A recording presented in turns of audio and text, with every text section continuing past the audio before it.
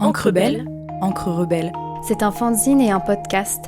Un écho sonore et graphique à la vie du théâtre Mansart. Encre belle, encre rebelle. C'est capter le tumulte des coulisses. Saisir le frémissement de la salle. C'est mettre en lumière les dessus et les dessous du théâtre. C'est découvrir. Un peu. Beaucoup. C'est aimer à la folie. Ou pas du tout.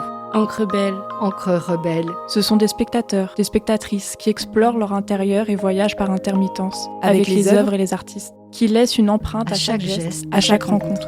Encre belle, encre rebelle, ça se passe au théâtre Mansart à Dijon. Et c'est initié par le service culturel du Crous Bourgogne-Franche-Comté. Encre belle, encre rebelle, épisode 3. Bonne écoute.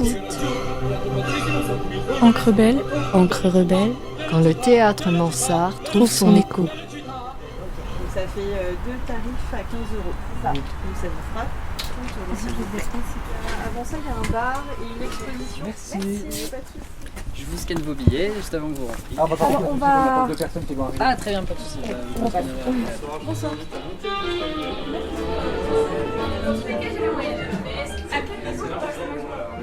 Moi, je m'attends plutôt à quelque chose d'humoristique quand même. Surtout que là, en ayant vu la petite exposition qui est proposée en parallèle, on voit la vie de Robin Williams qui a été quand même en partie dédiée à l'humour. On s'attend quand même quelque chose en lien autour du comique, du rire. Moi, le cercle des poètes disparus, je le porte très très fort dans mon cœur, rôle important. Je me dis que c'était un traumatisme d'enfance. Enfin, j'adorais, mais vraiment, j'avais extrêmement peur. Plus tard, on m'a acheté le jeu quand j'avais, peut-être 20 ans. Et j'avoue que j'y joue pas toute seule, quoi. J'ouvre pas la boîte toute seule, ça me fait trop peur. Non, je vois pas, je les aime tous. Je pourrais pas en choisir un. Il est tellement extraordinaire. Non, parce que tu vois, choisir, c'est renoncer quelque part. Je suis ouverte, je veux rien imaginer et j'attends la surprise totale. En fait, c'est ce que j'aime bien dans le théâtre, c'est que tu sais pas ce qui va arriver. Donc je veux pas imaginer. Je pense que vu que c'est quelque chose qui doit jouer sur à la fois du rire, mais aussi la corde sensible, de l'émouvant, du plus personnel, je suis toujours très curieux et de voir ce que ça va donner, quoi. Du coup, moi, je viens d'arriver à l'arrache. Je sais pas du tout à quoi m'attendre, mais oui, je m'attends plus à quelque chose de drôle, de comique. Et voilà, je m'attends à quelque chose, j'espère qu'il sera original. Et vu ce qu'il y a, du coup, je suis devant la scène. Je suis impatiente avec ce petit podium, voilà. Salut. Ouais, ça a l'air d'aller. Ouais, je comprends que vous gardiez encore un peu les manteaux. Ouais, je comprends. À la lumière pour toi, Mansart, ce soir, Nolwenn. Robin Williams, c'est l'acteur que j'avais tout le temps dans ma télé quand j'étais enfant. Il faisait même carrément partie de la famille, les gars. Thank you. I'd like to thank the Academy. Anyone really stoned right now is going, wow, reality, what a concept. Bonsoir. Le spectacle va commencer, je vais faire des photos, donc je vous demanderai de ne pas faire de photos.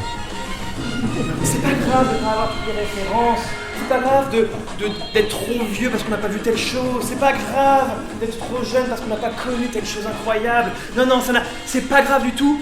Et d'ailleurs, je vous propose un petit jeu complice qu'on va avoir ensemble ce soir, pendant tout au long du spectacle, histoire de faire du tri entre ce qui est grave et ce qui est pas grave. Surtout avec tout ce qui se passe en ce moment. If you see what I mean. You see, Mansart? Oui, madame. Je fais des voix. Votre palette abrite-t-elle des créatures intelligentes? Pas du tout. Valentin, tu as peut-être rien en avoir à foutre ou jeter cette lettre à la poubelle, mais au moins tu sauras ce que je ressens vraiment pour toi. Mi amore. Ça a commencé quand je t'ai vu pour la première fois à la webcam. J'ai tout de suite flashé sur toi, ça a été le coup de foudre. Un point d'exclamation. Cueille dès maintenant les fleurs de la vie, car la mort est si pressée que le frêle bouton qui s'ouvre aujourd'hui aura bientôt trépassé. Merci, monsieur Pitts. En latin, on l'exprimait comme ceci. Carpe diem.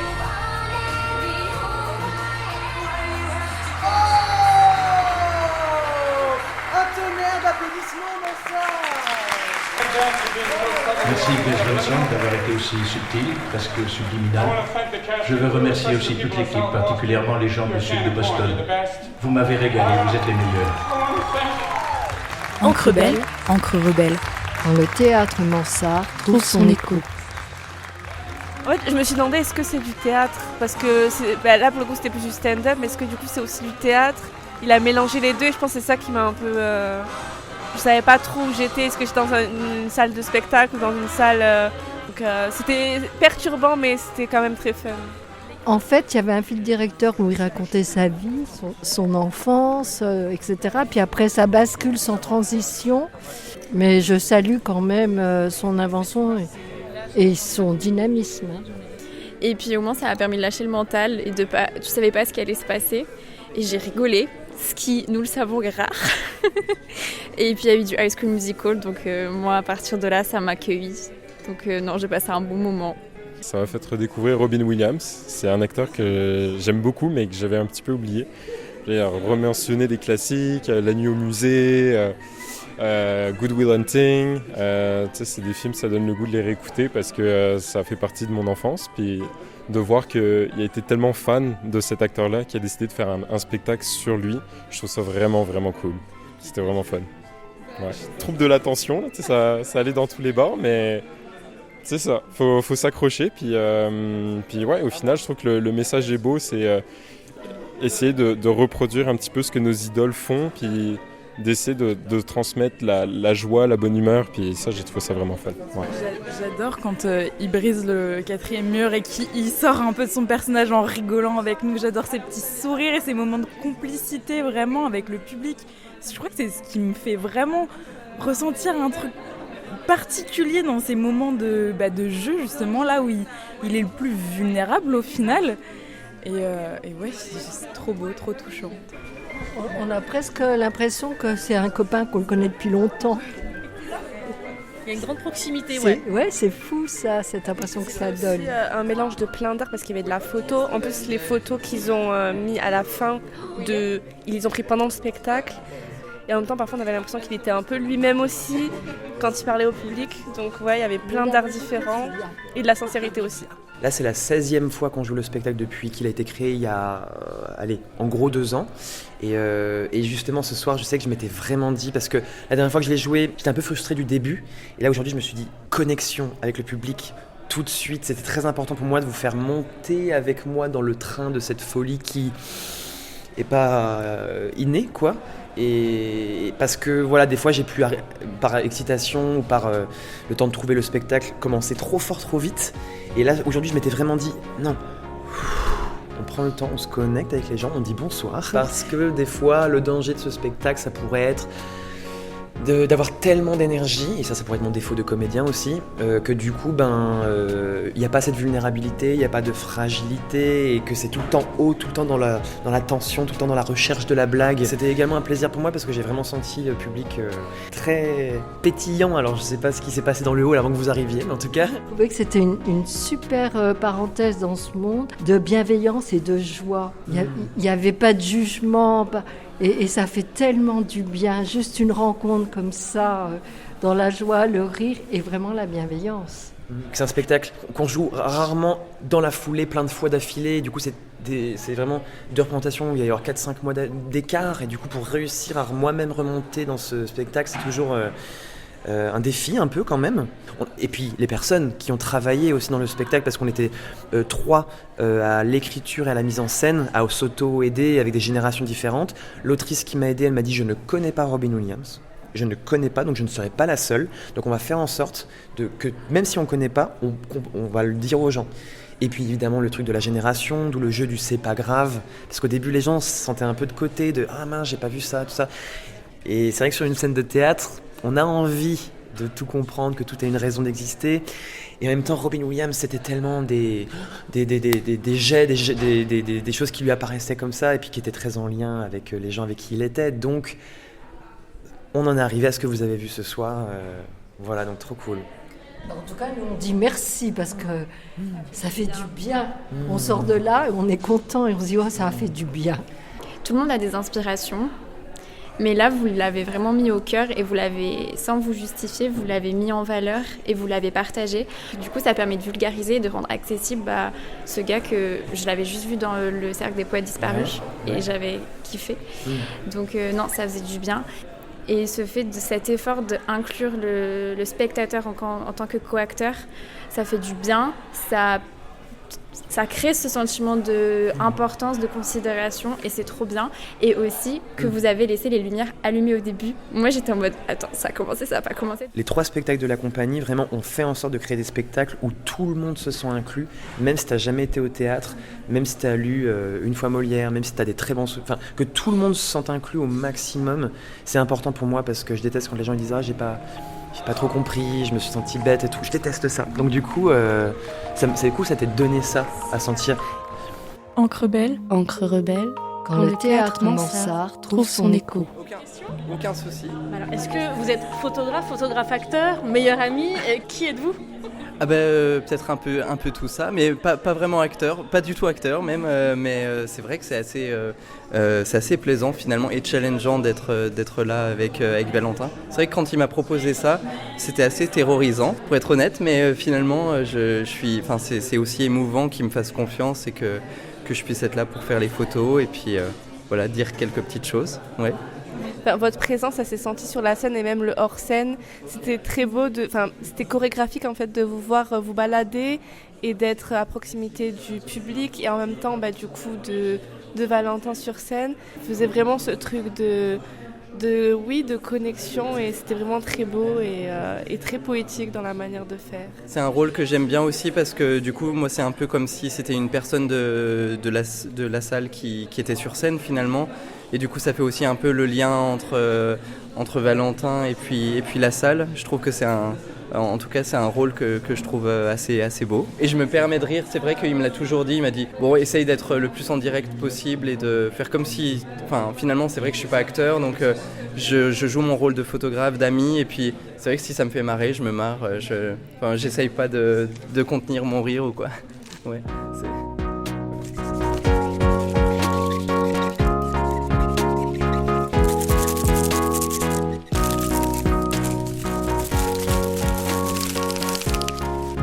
Ce que l'atelier m'a apporté, c'est des belles rencontres.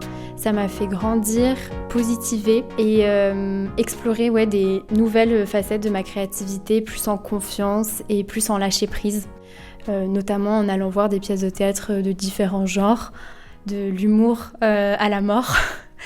Et c'était chouette de pouvoir en discuter, débriefer, changer d'avis 1000 fois et surtout en rigoler. Je me sens à la fois transformée et à la fois plus intime avec moi-même. J'ai l'impression d'être rentrée dans un nouveau monde parce que je regarde vraiment pas de théâtre d'habitude. Je suis contente parce que j'ai un œil nouveau où plein d'autres personnes qui m'entourent sont là depuis longtemps et ils savent ce que c'est déjà et du coup ça très rafraîchissant et un peu perturbant aussi parce que j'ai aussi l'impression d'être un peu la dernière roue du carrosse quoi, comme si mon avis comptait pas. Ouais, c'est une toute nouvelle expérience et ça touche vraiment à la sensibilité intérieure et parfois c'est compliqué de mettre les mots dessus. Les pièces qu'on a vues étaient très différentes les unes des autres et très parlantes, même si celle qui résonnait le moins avec nous nous apportait quand même quelque chose, ce sentiment de frustration, de j'ai pas compris la pièce, mais quand on suranalyse, on peut essayer de mettre les morceaux ensemble.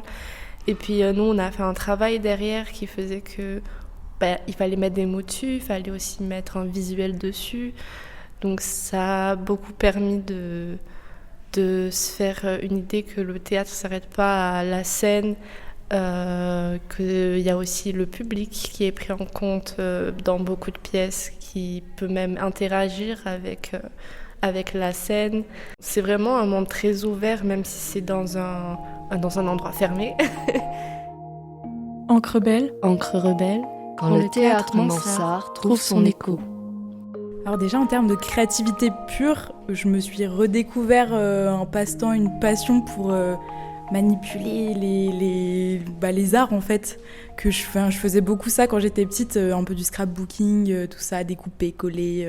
Et puis rien qu'en termes d'expérience théâtrale, j'ai finalement assez peu été spectatrice. Donc je suis contente d'avoir pu expérimenter cet aspect-là, quoi. Et non, c'est trop chouette de pouvoir partager ça aussi avec d'autres gens. Donc ouais, non, je suis très contente. J'ai découvert une autre technique, parce que le fanzine, j'avais jamais fait. Donc ça, c'était assez cool. Je sais pas si j'en referais, mais en tout cas, ça m'a fait une petite aparté assez agréable. Ça permet aussi d'entrer dans des univers complètement différents, d'entrer dans un monde à chacun. Et c'est assez cool. Ça permet de découvrir autre chose. Et puis, ouais. Tu entres dans un théâtre, c'est un peu ton portail spatio-temporel. T'as un autre monde, un autre temps, une autre temporalité. Ouais, c'est un peu une aparté. Une aparté dans ton quotidien. Et puis après, tu profites et tu déconnectes de ta réalité propre. Et tu découvres d'autres univers assez intéressants, assez différents. Je suis toujours assez impressionnée quand on fait le premier atelier de voir à quel point finalement c'est facile de créer et d'imaginer des choses. Et pour des personnes qui, comme moi, savaient vraiment pas créer, en tout cas ne dessinent pas, ne peignent pas, là de voir qu'en fait en si peu de temps on peut réussir à créer des choses et à être fier de soi, je trouve ça déjà chouette. Finalement, facilement elles discutent ensemble et le spectacle fait du lien. On travaille dans un théâtre, on voit les gens partir, on n'a pas forcément le temps de discuter avec tout le monde, de lire en tout cas les émotions qui ont pu parcourir du coup les spectateurs. Et grâce à ce podcast aussi, on a un lien avec les gens direct, les gens se livrent, délivrent leurs émotions et pour ça on est vraiment content de cet atelier-là. Quand je suis à l'intérieur d'un théâtre, j'ai le cœur battant, à chaque fois en fait, que j'aime ou que j'aime pas. Et c'était un petit peu pareil au début de l'aventure ici, j'avais le cœur battant parce que j'avais un peu peur de savoir qui j'allais rencontrer. Je me disais j'avais peur de pas avoir de choses en commun, enfin vraiment à se dire, et en fait non, pas du tout. On se rend compte qu'en faisant la même chose, même si on le fait toutes différemment, on a plein de trucs à se dire, puis on rigole bien ensemble. Et moi, j'ai passé un super moment. Et à chaque fois, c'était vraiment le petit rendez-vous chaque mois de se dire « Ah, trop bien, je fais un peu de route, mais je suis trop contente de venir et de retrouver tout le monde. » Et ça me fait pareil quand je vais dans une salle de spectacle et des moments où j'ai pas envie d'y aller. Au début, je me dis « Ah, pff. » Et puis finalement, une fois qu'on est assis dans le noir sur les fauteuils, on se laisse emporter. Voilà, ça m'a fortifié dans mon esprit que le théâtre, c'est quand même bien. C'est la vie. Et puis, j'ai souri, j'ai chanté, j'ai pleuré aussi, j'ai écouté, j'ai même tremblé, mais j'ai surtout aimé. Encre rebelle, quand le théâtre Mansart trouve son écho. Cet épisode a été imaginé et réalisé par Olane, Martine, Nina, Asia, Camille, Anissa et Noah. Produit par le service culturel du Crous Bourgogne-Franche-Comté avec l'aide de Tiffany Kleinbeck et Pauline Salé et le soutien de François Moureau de Radio Dijon Campus. Encre rebelle, à bientôt. À bientôt.